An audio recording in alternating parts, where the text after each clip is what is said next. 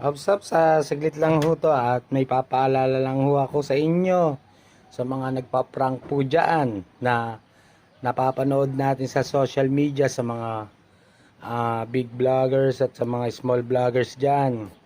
Napapanood ko na merong inilalagay sa baso at pinaiinom. Tama ba yun? Parang sa tingin ko hindi eh. Paano na lang nakikita ng mga kabataan yun at napapanood ngayon? Napapanood po kayo.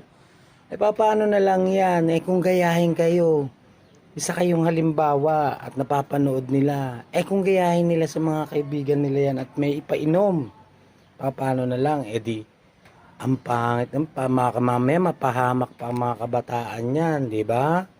Nakakatakot lalong-lalo na yung mga may anak na babae diyan.